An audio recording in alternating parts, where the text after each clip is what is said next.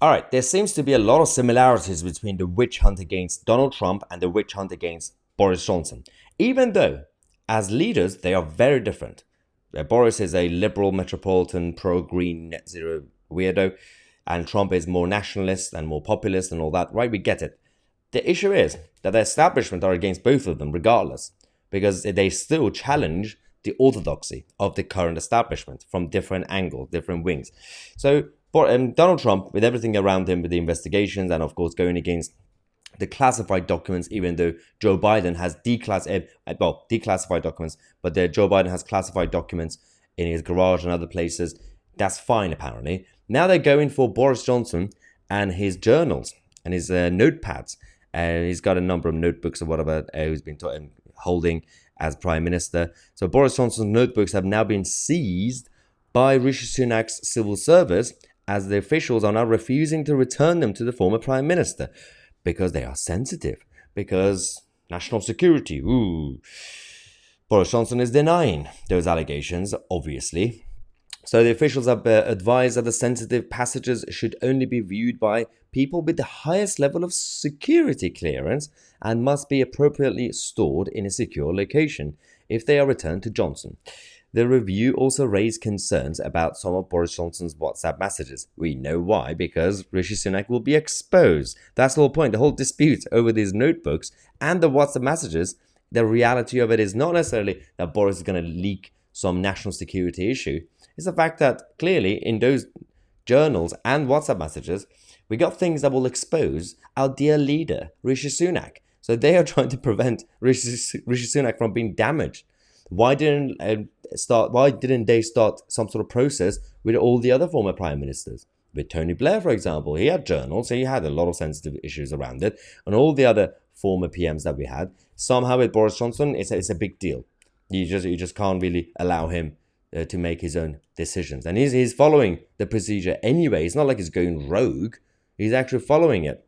The Cabinet Office has refused to comply and has only been willing to provide redacted copies. Again, all the WhatsApp messages and now the journals, it has the same situation. Its position has perplexed the many Tory MPs who have urged the government to demonstrate a greater commitment to transparency. That's the only thing I care about here, transparency.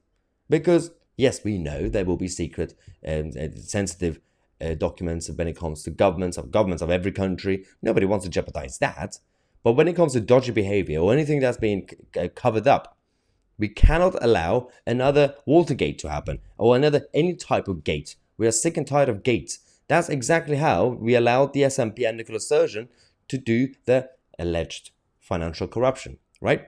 Because they thought it's probably best not to take minutes during meetings or keep a journal or anything like that.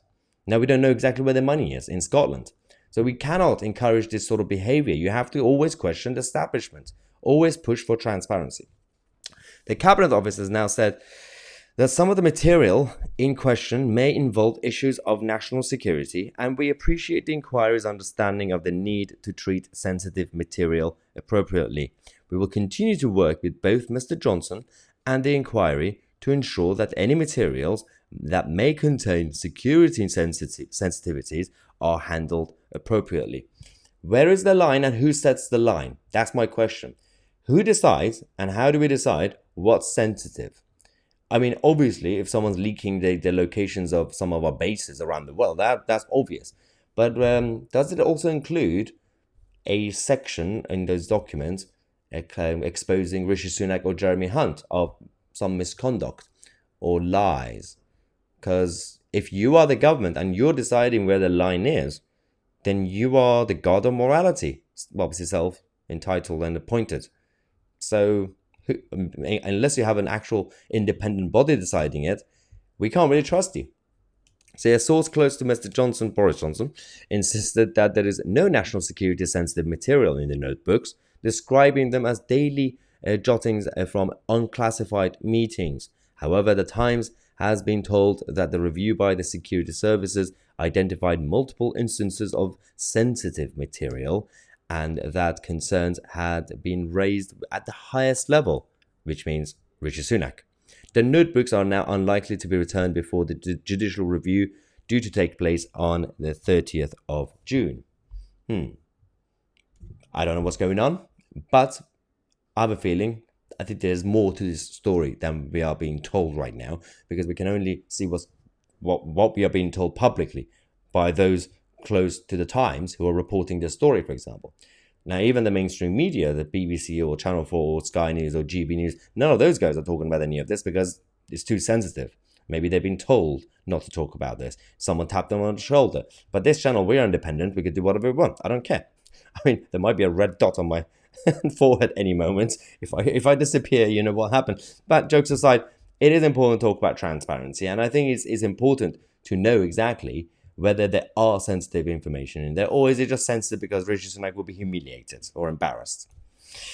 Let me know your theories. Let's have a session of conspiracy theories in the comment section before the BBC Verify program flagged us and somehow exposed us.